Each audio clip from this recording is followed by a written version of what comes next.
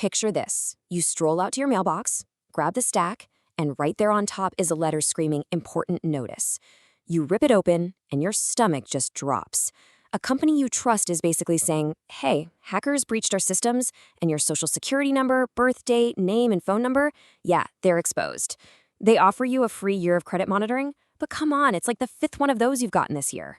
Okay, enough is enough. Let's dive right into this explainer and learn exactly how to take back control, lock down your personal info, and proactively bulletproof your financial future using a credit freeze. So, here's our game plan for today. We're going to cover the threat of identity theft, how to freeze your reports at the big three bureaus, managing your PINs and credit thaws, freezing additional specialty reports, and finally, the best practices and limitations you need to know.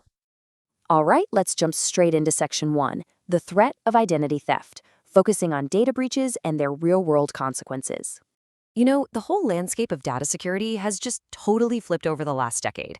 Get this, back in 2012, there were around 447 reported data breaches, which honestly already sounds like a lot, right?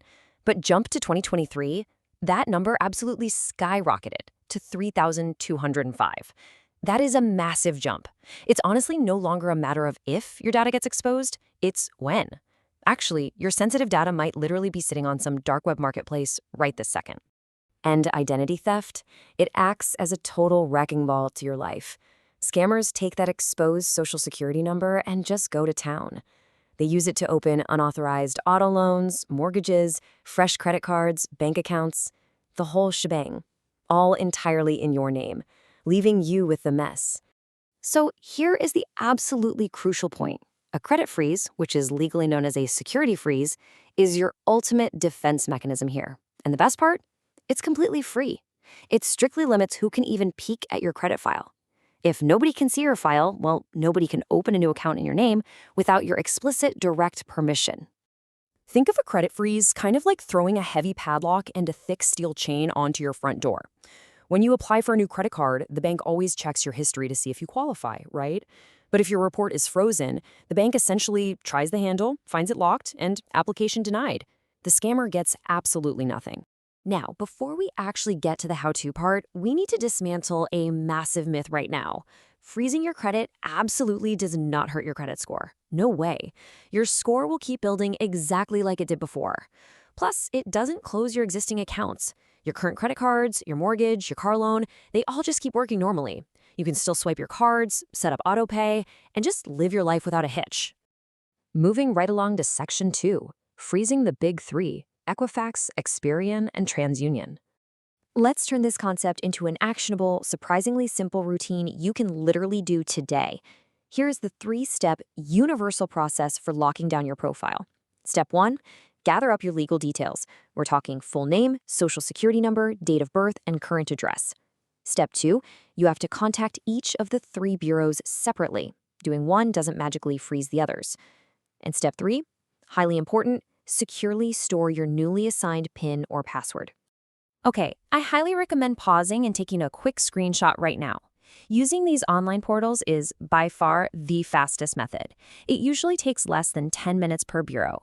You can head over to experian.com/freeze, then create a My Equifax account at their portal, and finally hit up transunion.com/credit freeze.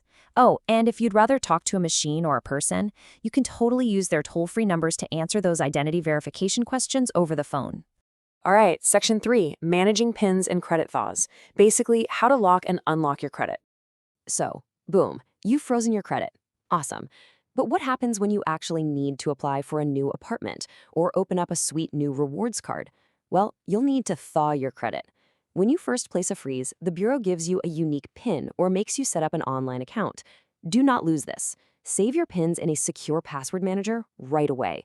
Because if you lose them, man, recovering access turns what should be a quick online thaw into a slow, agonizing nightmare of mailing notarized documents and copies of your government ID. Nobody wants that. But hey, as long as you have your PIN, don't sweat being locked out of your own life. By federal law, lifting a freeze online or by phone must be processed within 1 single hour. It's practically real time. And placing a new freeze takes a maximum of 1 business day. Just a quick heads up though, if you decide to go old school and use physical mail, you need to be prepared to wait up to 3 business days for processing. Let's look at Section 4, freezing additional specialty reports, which takes us beyond the big three.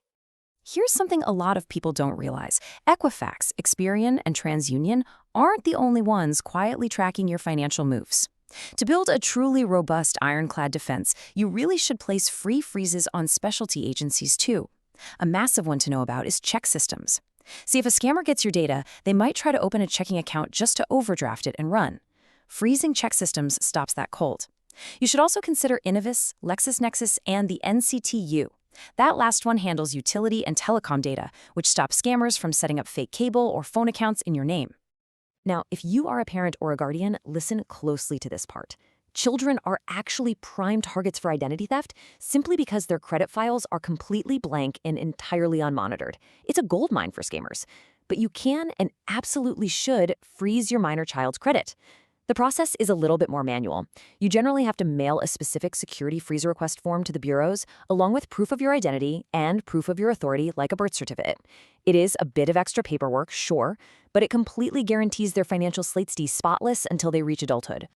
Finally, we arrive at Section 5, Best Practices and Limitations, or What a Freeze Won't Catch. As amazing as a credit freeze is, you really need to know its blind spots to build a complete security strategy. It's an incredible tool, but it's not some magical, impenetrable force field. For instance, it does not stop a thief from making fraudulent charges on your existing credit cards. You definitely still need to review your monthly statements. It also doesn't prevent someone from filing a fake tax return in your name, which, by the way, is exactly why filing your taxes early is so crucial. And sadly, it won't stop fraudulent unemployment claims or medical identity theft. Think of a freeze as the strong foundation of your security house, not the entire house itself. So, I want to leave you with this final thought to chew on. Knowing that your sensitive data is very likely already floating around out there, are you ready to take just 10 minutes today to lock down your financial security? Taking action right now could literally save you years of endless headaches and thousands of dollars. Let us know in the comments if you've already frozen your credit or if you're planning to knock it out today. And finally, just a quick but super important reminder, this explainer is strictly for educational purposes and does not constitute financial advice. We always encourage you to consult with a financial advisor or credit expert for personalized guidance for your unique situation. Thanks so much for joining me on this explainer, and stay secure out there.